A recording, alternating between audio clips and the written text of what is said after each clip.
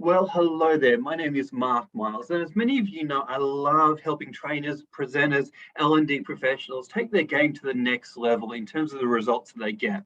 Now, let's deal with an issue that we all know about, and it's been an elephant in the room in the L&D world, but the issue or the challenge that we face when we are provided with learning materials or we are provided with PowerPoints that we have to use as per the training department's policies and procedures. Maybe there's an L&D department, maybe they've created some PowerPoints and you've got no choice but to use these PowerPoints, okay?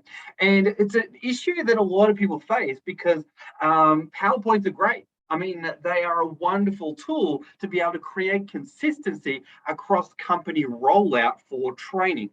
And the L&D department or the training department or HR department can make sure that all the key items are being covered off in the training because they know that it's in the PowerPoint, so to speak. Okay, but what we often find as we know as training professionals is that PowerPoint itself is a tool, and whether it's used effectively or not really comes back to the trainer.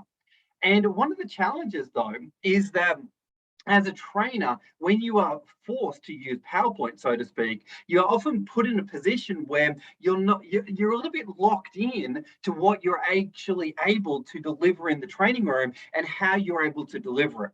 So today I want to share with you just 4 simple things that you can add in, adjust, modify in terms of your delivery if you are given PowerPoints that you've got no choice but to use, okay?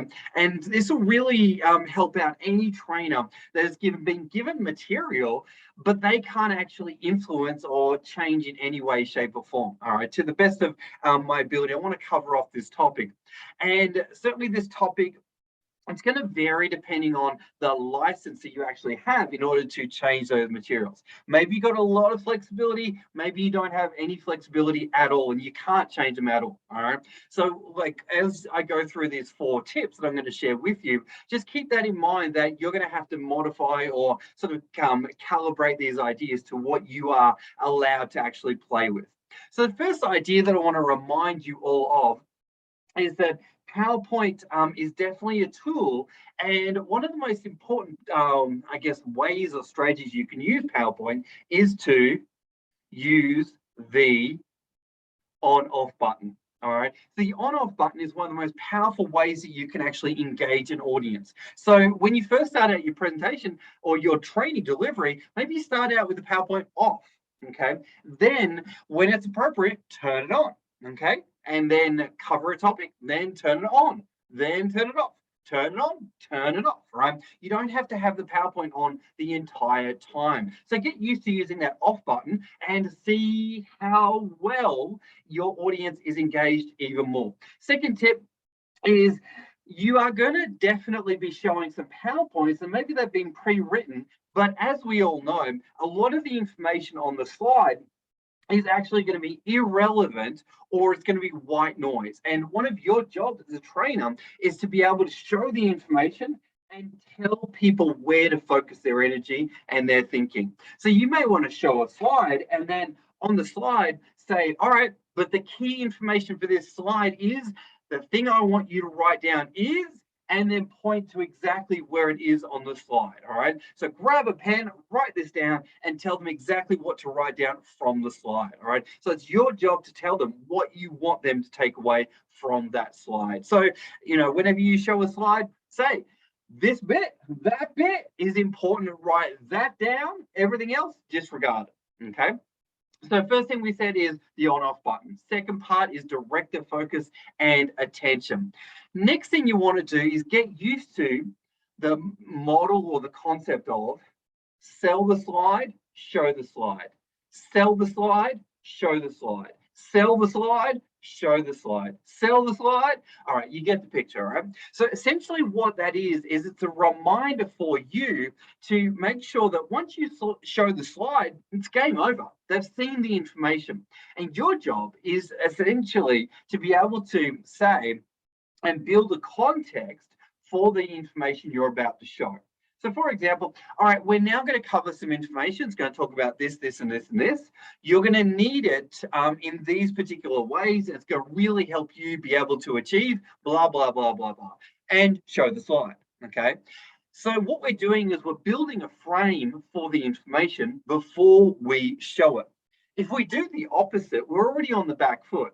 And most times it's like, I'm going to show a slide, then talk about it. Well, I want to invite and encourage you to talk about it and then show it. Talk about it, then show it. Talk about it, and then show them. And that way you're building even more engagement throughout your entire PowerPoint presentation. Okay. Now, the last one I just want to share with you as a bonus tip is that of review activities. Review activities. Review activities. You see, the thing is, it's not what you tell your audience that matters. It's what they actually walk away and use that is the critical piece of information. It's the critical thing that essentially we're trying to achieve, right? It's not that we're delivering content just for the sake of delivering content and that we like the sound of our own voice.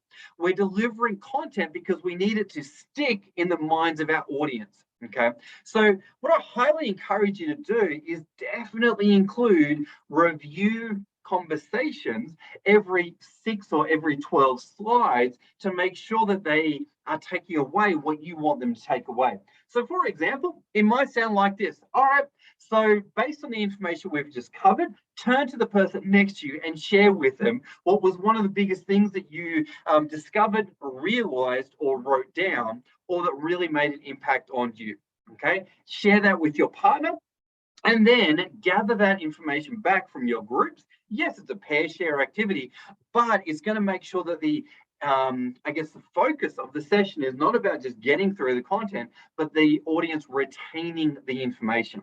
And when your audience realize that those activities are strategically going to happen, then they're going to pay even more attention to what you are telling them. Okay, so hopefully these tips have made sense for you. Maybe you can start to see yourself implementing these tips. But know that PowerPoint, yes, occasionally we can't manipulate it too much. Maybe we can't change the wording. Maybe we can't change the words to images. Maybe we can't, change anything at all on the PowerPoint. But at the end of the day, it's not what you are given to deliver, it's how you deliver it that makes all the difference. All right. So hopefully those tips have made sense for you and you can see yourself going out and using them. If you got any questions at all, just put in a comment, send me a question. More than happy to help out. And I know the challenges of sometimes you've been given slides, you got no choice to use them, but at the end of the day, it's not what you use, it's how you use it that makes all the difference. Thanks so much for watching, and I'll see you on the next video. Bye for now.